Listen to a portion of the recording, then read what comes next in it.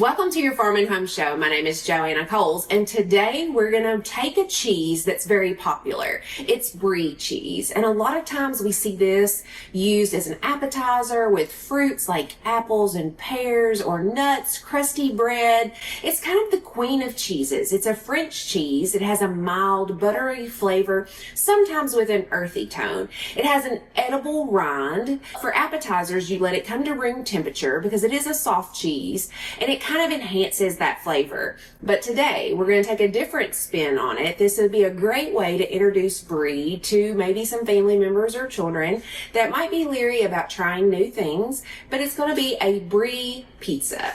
And so it's going to be super simple, great to do with your kids in the kitchen. But what we're going to do is we're going to take a refrigerated pizza dough, and you can use either one in the can or you can buy them already pre-made. But this one works better because what we're going to do is we're going to mold it around the Brie cheese and kind of make a really cheesy, great pizza.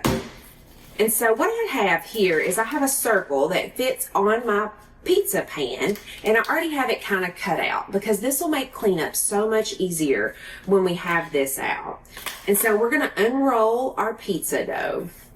But usually they come in this rectangular shape. And what we want is we kind of want to just stretch the pizza dough out because, like I say, we're going to wrap it around this Brie. And if we have any edges kind of hanging over, we don't want so much dough that it overwhelms the Brie. I'm going to take a pizza cutter and kind of cut a circle around the edges around my parchment paper, and that kind of gives me a good guide for that. And like I say, we can use this other a little bit later. We certainly don't want to throw it away.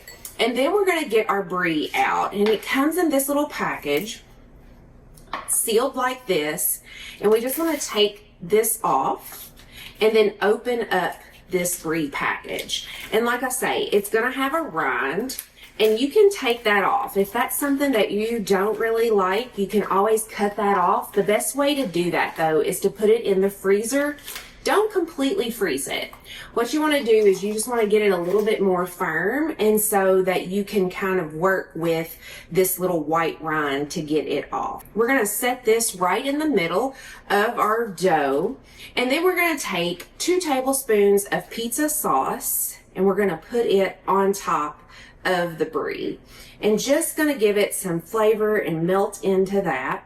We're also going to take a teaspoon of minced garlic, and we're going to put it right in, mix it in with that, and that's going to give it that classic Italian flavor. This particular recipe from the Dairy Council calls for 5 pepperoni slices, and so you're just going to place them around the Brie.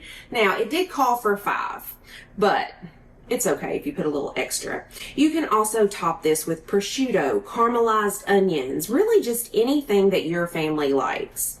And then what you're going to do when you get all your pepperoni slices on there, you're going to also top it with some cheese. More cheese, right? But you can never have enough cheese. You can also top it with some more pepperoni slices if you like, just however you want to do this. But the base recipe calls for a 1/2 cup of mozzarella cheese.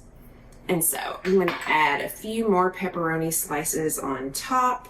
And then what we're going to do is we're going to take the dough and we're going to kind of pinch it up around the Brie. And so you're going to lift this up and kind of just pinch these to where you're making a nice little hub around the Brie. Because as that Brie melts, it's going to get so delicious and gooey. This is going to kind of hold it in for us, the pizza dough is. And then once we get this form, we're going to preheat the oven to 425. We're going to place this on our baking sheet. And then we're just going to top the crust. And this is just going to help it get buttery, nice and brown around here. So we're just going to butter the edges of our crust. So you want to cook it for about 20 minutes in a 425-degree oven. So once it comes out of the oven, top it with a little grated Parmesan cheese with some slices of basil on top for a garnish, and enjoy. For this recipe and many more, you can go to the Dairy Council and find great recipes on a budget for breakfast, lunch, dinner, or even sweet treats. We appreciate you watching the Farm and Home Show and hope you have a great day.